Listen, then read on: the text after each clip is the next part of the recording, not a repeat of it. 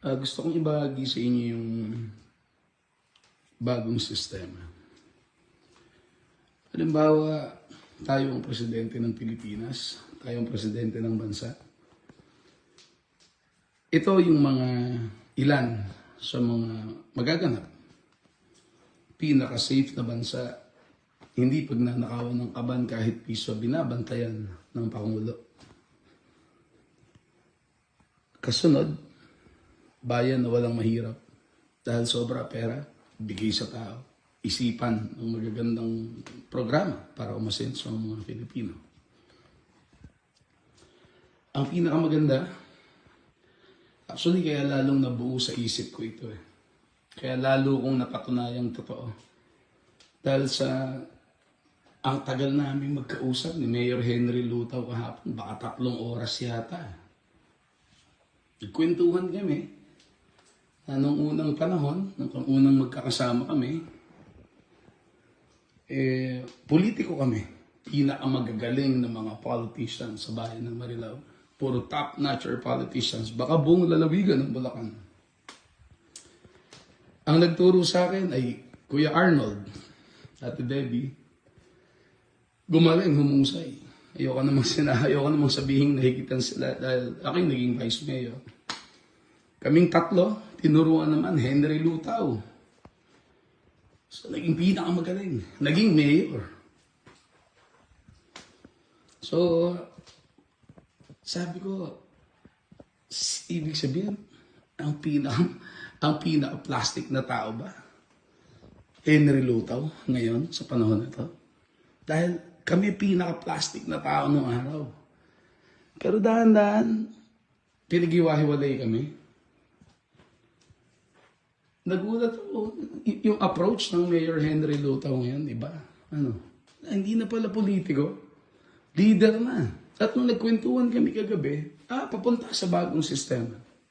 Sobra akong napahanga doon. Bakit? Pag-uusap namin, maikse buhay eh. Mamamatayin tayong lahat. Mamamatay na kami. Ba't hindi pa kami gumawa ng tama? Ba't hindi pa maglingkod sa tama? Ba't kailangan maglingkod sa pera?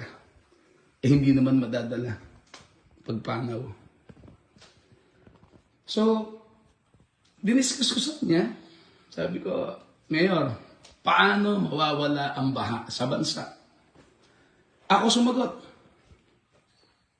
Ito sagot ko. Ang baha ay mawawala once na may political will. Paano? Hindi ka nagnakaw, wala kang utang na loob kahit kanino, that's the time may political will. Wala kang hiningan ng tulong. Once na naging pangulo ka ng bansa, ang gawin mo, lahat ng factory, lahat ng malalaking establishments ay utusan, atasan na dapat sila ay mayroong wastewater treatment facility na maayos. Lahat ng bahay, lahat ng residente ay dapat may septic tank na maayos. Paglabas ng tubig, lahat ay malinis. Kasunod nun, bawal magtapon ng basura ang sinuman. Ang isang tao na nagtapon ng basura, even kahit balat ito ng candy, ipakukulong, parurusahan. Paano malalaman? Dahil sobra ang pera, lagyan ng CCTV ang lahat ng kalye. Lahat ng kantong lalabasan ay may CCTV maganda parang sa kasino. Dahil sobra ang pera, malalagyan mo yun. May nagbabantay ng CCTV. Lahat ng nagbabantay ng CCTV ay matino, hindi corrupt. Lahat ng traffic enforcer ay lahat ay matino, hindi corrupt. Bakit? Ipakukulong lahat ng mga corrupt. Walang takot yun. Kasabay na ang curfew pala ay kriminal. Kaya pinaka-safe na bansa. So, dahil walang nagtatapon, so hindi na madadagdagan ng basura.